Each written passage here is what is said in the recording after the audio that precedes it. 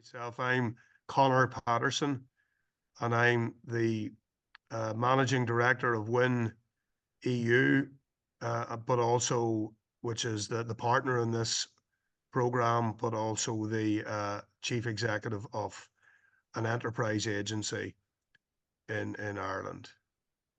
Okay, everyone, welcome to this World Café webinar series on corporate responsibility,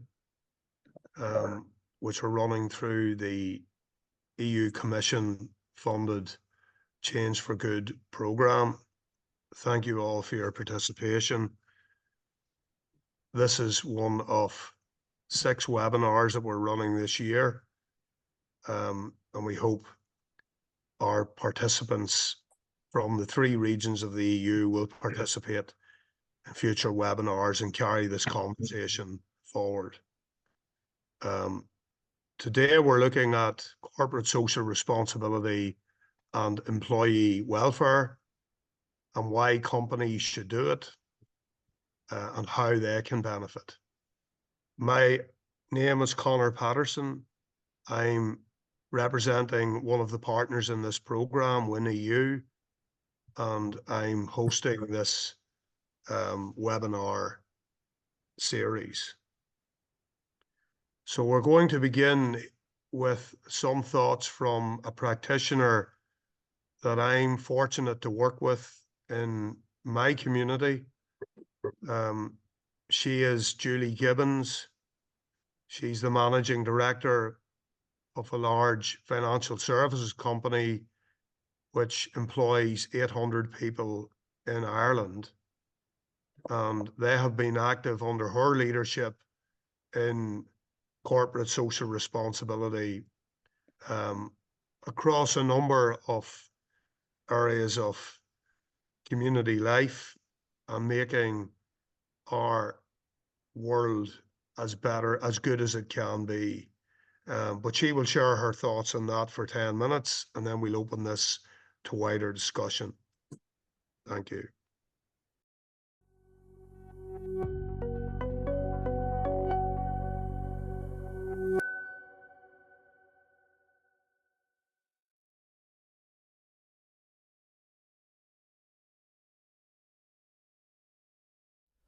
Well, I believe CSR or ESG is something we should do as responsible individuals, regardless of whether we are business leaders or regular citizens. We have a responsibility to give back, whether that is socially, to charity, or to the planet. In the private sector specifically, there are many reasons to act responsibly, but first and foremost is to ensure that we are caring for our employees and connecting with our communities. Actually, I take the view that people who have the power to influence the strategies of organisations and how they interact with and contribute to the lives of fellow citizens and to the condition of the environment, the ecosystem in which they operate, such people have an even greater responsibility to make a positive contribution to society. One beyond making money for themselves and their shareholders. All of that said, CSR is also good business practice because it can secure employee loyalty, and for consumers it can be a differentiator in a highly competitive market. So being seen as a good organisation can provide a competitive advantage. Young talent from Generation Z have consistently ranked employers higher on the basis of their CSR strategy rather than monetary rewards. They will choose to go to employers with a cause rather than a higher salary. Research shows, and our experience confirms, that adopting good employment practice, caring about the welfare of an organisation's workforce and the families of employees can actually boost its productivity and profitability. In the case of my own company, our experience has been that by being flexible with respect to home working, We have held on to our workers at a time when there is enormous competition for talent from other employers. And we have found that workers with children or older people to care for can be highly productive if they are given the flexibility to organise their day to best suit their ability to deliver on the outputs, the key performance indicators, which we set for them to achieve.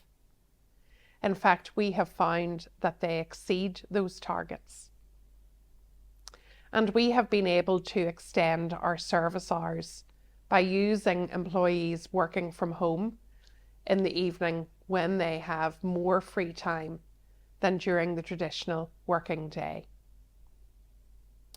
Moreover, our experience is that employees that have been able to shape their complex lives around their employment are more invested in the long-term success of the company. They will be more loyal and will work harder to protect the company and contribute to its success, because any threat to the flexibility we have given them would destabilize their lives. This year, we have run a 50 Ways of Giving Back initiative to celebrate our 50 years in business. All our staff got involved in some way, whether it was a beach clean, raising money for charities by running, walking, abseiling, running coffee mornings. We even had teams go into a children's hospice to garden. This has allowed us to connect with our communities, as well as raising levels of employee engagement and providing development opportunities for staff. Being known as a good employer and as a company that cares about the society that hosts it confers very positive reputational dividends, not just with customers, but also with key stakeholders that shape the trading environment in which the business operates, most notably the government. Consumers increasingly choose companies with a positive story that they can identify with, that they can feel good about. Ethical spending is a growing phenomenon, especially among younger consumers. But it is important that a company is authentic in its commitment to CSR. If it is just adopted as a marketing strategy, that cynicism will be quickly exposed by a savvy population. The resultant blowback of criticism will be highly damaging to an organisation. Accusations of reputation washing are very hard to come back from. There are many examples of organisations making claims that their products are healthy, or kind, or good for the environment that have been exposed by very perceptive and demanding younger consumers in particular.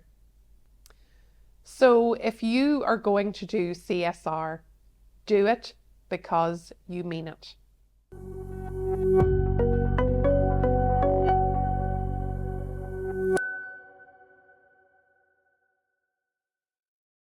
Okay, so remember that the overall theme of this discussion, this World Cafe discussion, is why companies should practice corporate social responsibility, and Julie has given us her perspective on that and how her company, and for you to discuss, is how companies can benefit. What we're interested in is the different experiences in the other EU regions as well as Ireland.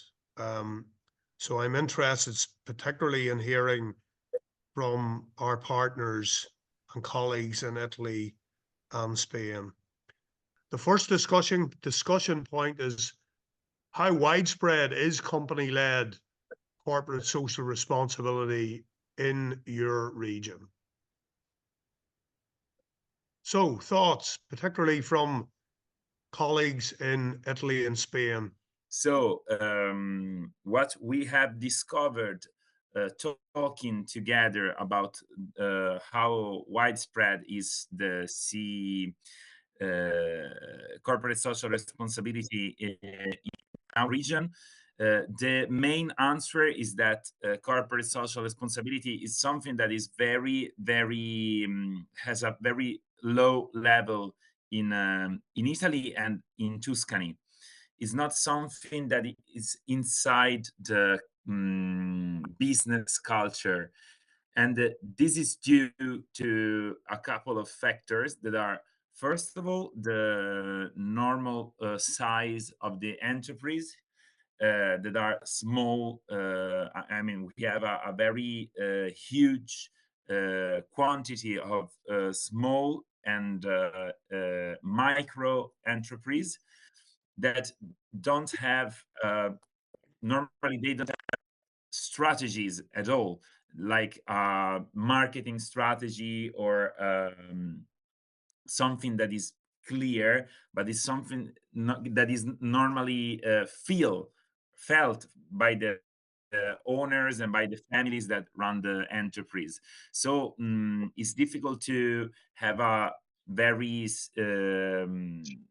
planned strategy, and that's something that also impact on the corporate social responsibility policies or um, on the welfare of the on the corporate welfare.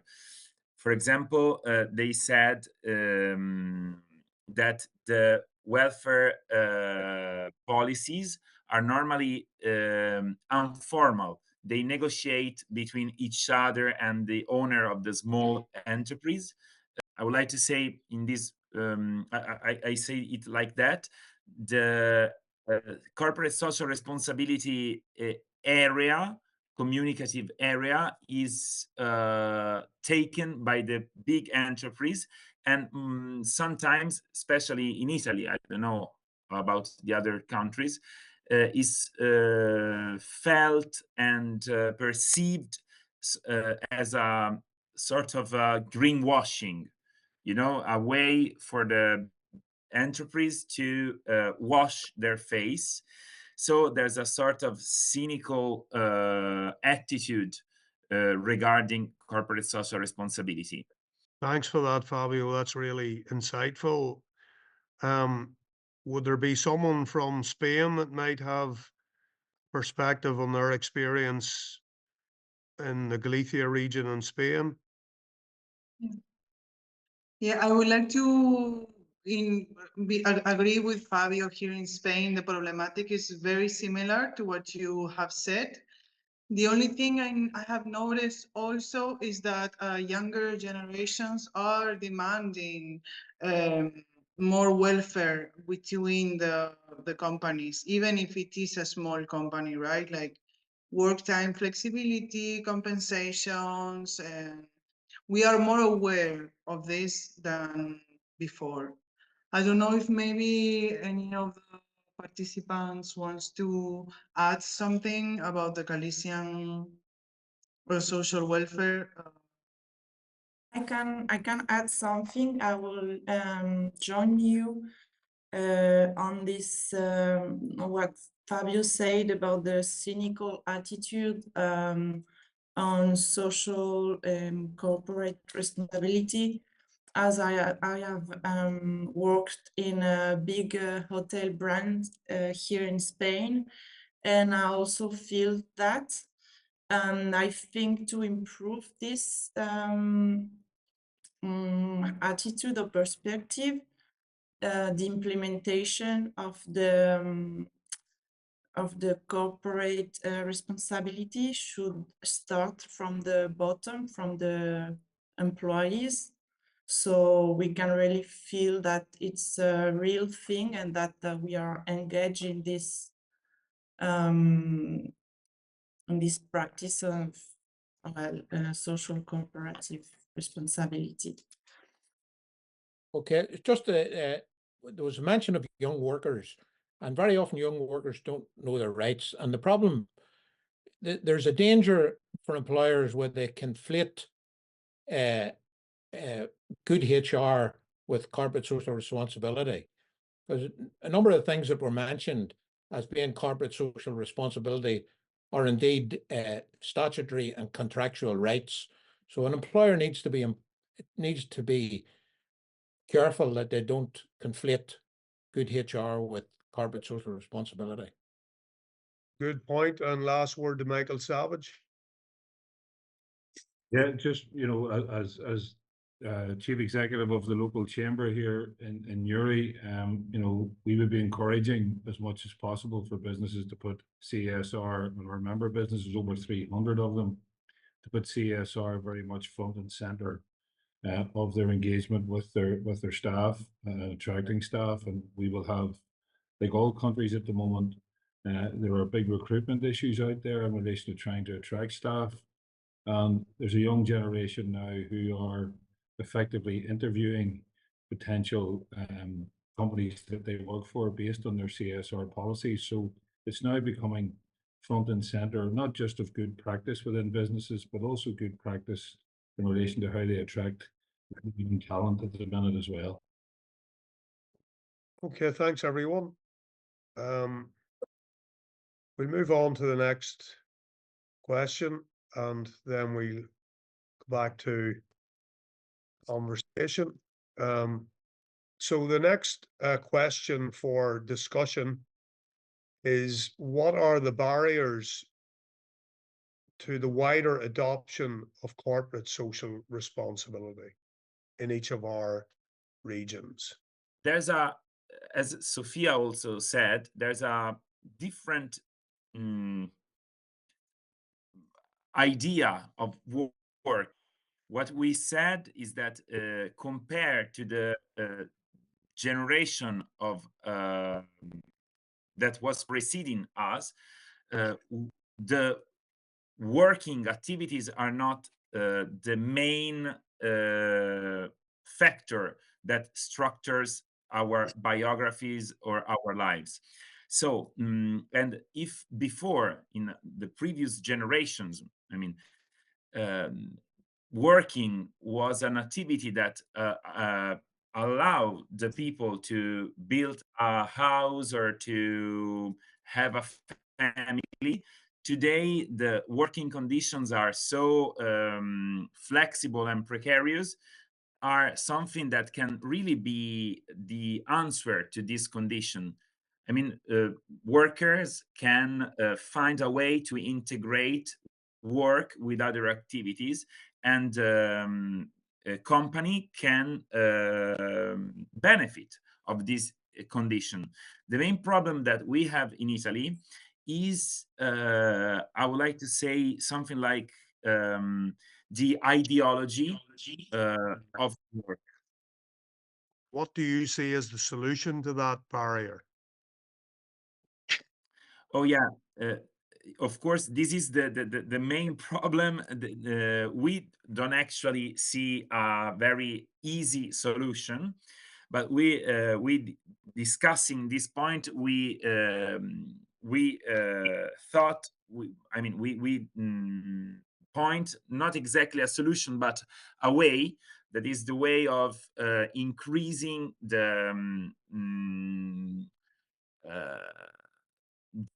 collective fighting of the workers and of the business owners, in order to understand what are the win-win strategies for the company and for the workers. And if I can say, add something also, the public authorities must be engaged in this process. It's not only the workers and the employees. It's a three-way effort, I think. Without So the support, yes. You're describing a social partnership model, engaging government with workers, with employers, yeah? Yes. And is that already in place in Spain, or what are the barriers to that happening? Where are things at the moment in Spain in terms of the uptake of corporate social responsibility, do you think? I think, yeah, it's the public law that requires too much of the companies. Spain, mostly the companies in Spain are SMEs. rather small companies that cannot face the expenditure of having employee and also giving them benefits, all right? So because the state asks for too much taxes from the SMEs. So I think that that model should either change or give benefits to companies. And that's why this discussion is happening now, and we are working towards making a proposal of policies and of solutions to incorporate corporate social responsibility in the company. Okay, so you see a big role, as Fabio does in Italy, in Spain, you see a big role for government. If the Yeah. framework of policy isn't supportive, you think it will be very difficult. The barrier is government policy, if I'm understanding you correctly. Yeah. Yeah. Yes, my impression is an impression. I don't have data. Is managers still don't understand the return of implementing this kind of policies. Yeah. So what I'm hearing from you is about the culture of management. I think Fabio Mm. was talking about the culture of work and the employee culture. So what's interesting from all of you is you're referring to different parts of the equation, of the ecosystem: government, employers, workers. And if all three aren't committed, it won't happen. Can I ask Eamon Conley? Eamon, you work with retail businesses, many of them in a city in Ireland, Newry, and you have concerns about, while businesses have goodwill, the barriers are there in terms of government and lack of government support and lack of government policy. Yes, Connor, thanks. I represent businesses across retail, hospitality, and professional services. There is a culture of, as you talk about, community partnership and giving something back, and a lot of that now locally is channeled through improvements to our environment in cleaning, tidying, graffiti removal, weeding, etc. But to really break through the glass ceiling, I think we need greater focus from government and focus on areas such as social value, with public sector contracts given back to the third sector and community for a circular economy of reinvestment. Yeah, that's a really good point, I think, as well, about government policy. It can't just be something employers do on their own, and it can't be something that employers do on their own. Is there anybody else that wants to say anything? Deborah.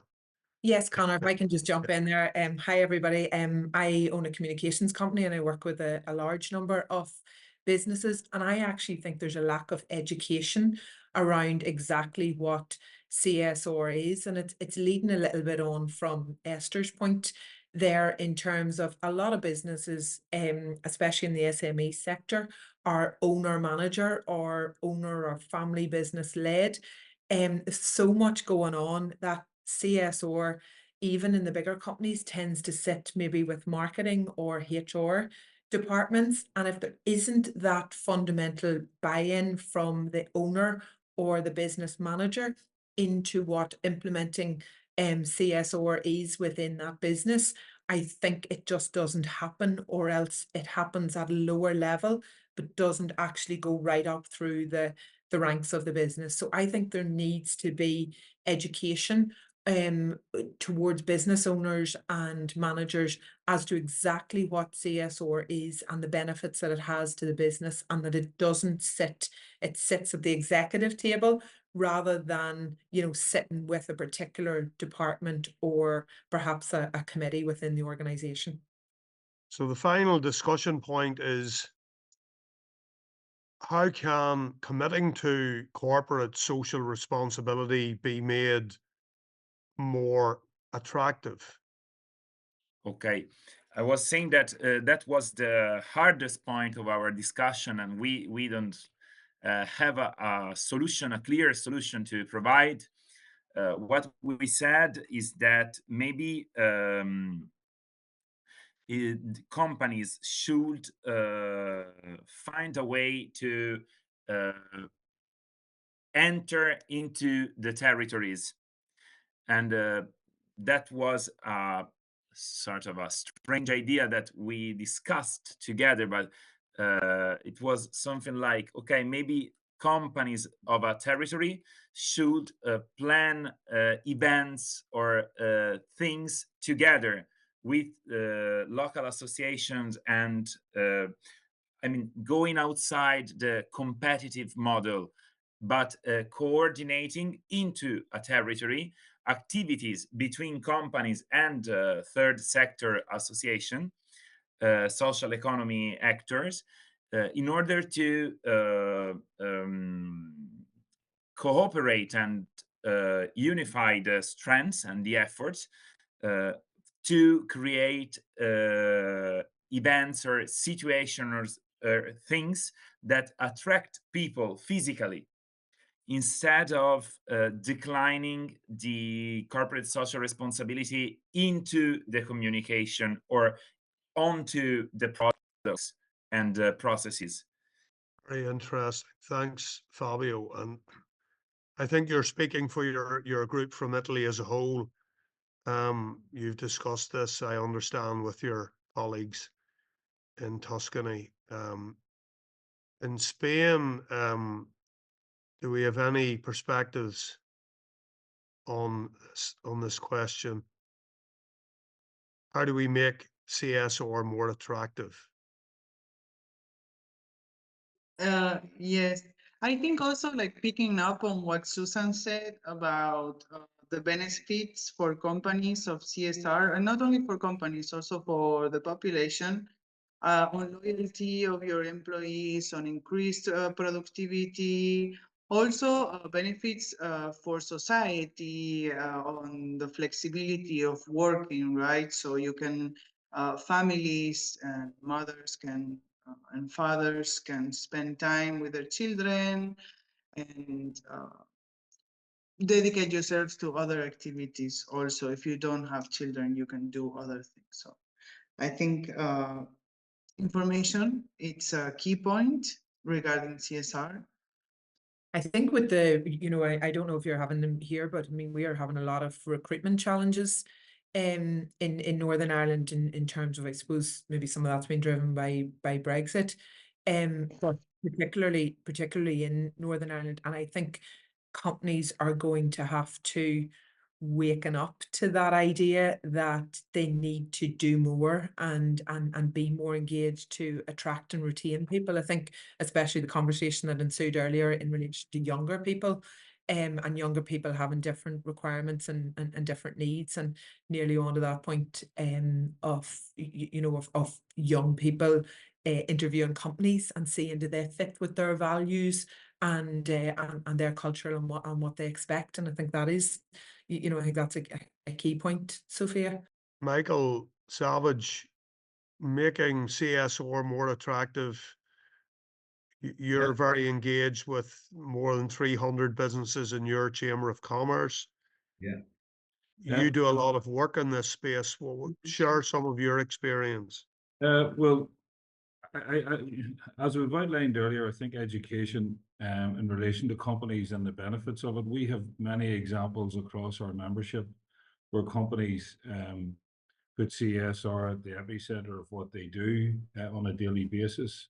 There's many examples, as Eamon has outlined, doing environmental work, working in the community. We as a chamber would have a number of what we would call social partners, like Women's Aid, with Women's at Refuge, places like that, autism families that we would do support work for. But we have a lot of businesses, and Julie has outlined at the very start of this, she's one of our former president of the chamber, and her company plays a very active role, as you've seen, in CSR.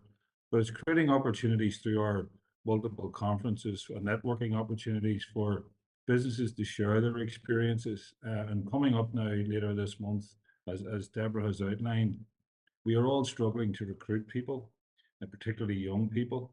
And it's very important that CSR is put forward there as something that should be part and parcel of the daily program of activities that happen in a company, and that people see CSR very much the essence of the company that they're going to join. So there's real benefits in this for companies that and employees. So we need to make sure that companies can see the attractiveness of that from their company perspective, from potential employees, but also the benefits that the company will get in relation to how it's perceived within the marketplace in which it works, in which it operates, in which it trades.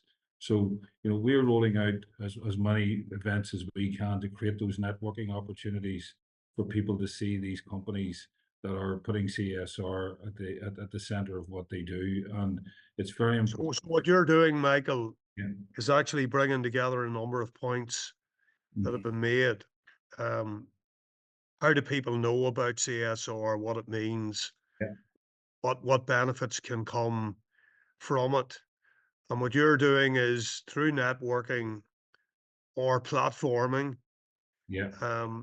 you're enabling companies to share what they do, because not everyone, even in other companies, not everyone in the community will actually be aware of what they're doing. And the more that these credible employers are engaged in CSR, the more there is an effect among their peers that they want to replicate and get engaged in the same type of activities. Yeah. I think that's a really strong I think the main thing that we provide with those platforms is insight into what CSR is and what it can do to benefit companies and employees, and obviously add to the quality of life within a region. So it's very important that we continue that work. And thank you very much for today. It's been very, very important piece of work today. Thank you. Connor, could you just make a point? Okay. Just following on from Michael's and some stuff that Eamon had said earlier. I've heard corporate social responsibility described as an exercise in futility, because the purpose of private business is to maximize profit for the shareholder. And if you look at the figures for the Republic of Ireland in 2023, the profit made by private sector business was 600 billion. And the money that they gave to corporate social responsibility was 30. Metric, it's not a good picture. But the stuff that Michael and Eamon were saying is, at a local level, there's so much happening with partnerships with social enterprises who reinvest all of their profits back into it, including social enterprises in the supply chain, getting local government and to include social value as a criteria for private sector contractors.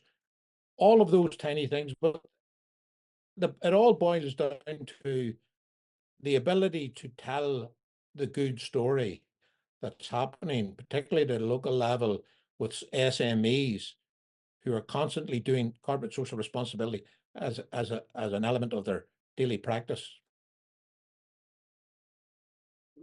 Thank you, Stephen, and thank you, everyone.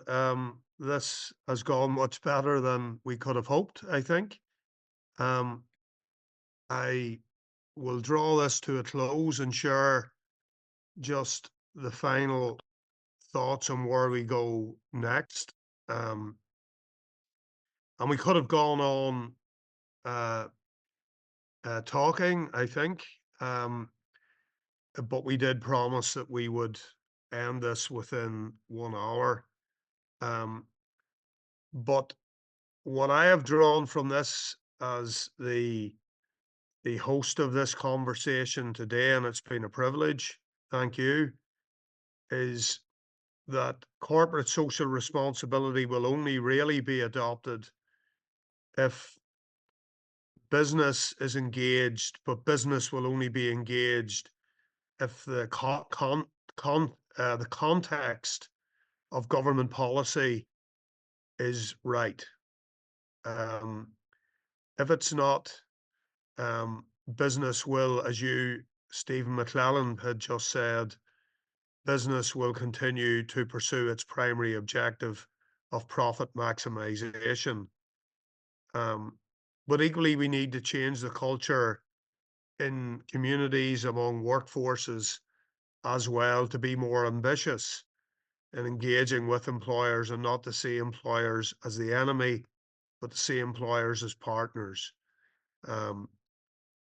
So thank you. I'm hoping that all of you will participate in our next webinar, which is on the 24th of April. It's the same time, at 1 o'clock European time, 12 o'clock Irish time. Our introduction will be by colleague Joe English, who is the head of enterprise in Meath County Council. And the theme will be assessing territorial, societal, and environmental needs for CSR investments. So what are the wider benefits in each of our regions that we can take from CSR? So can I just, by way of closing, thank all of you for coming, giving your time, and we will be in touch again with our partners, all of you, to encourage you to participate again. Thank you.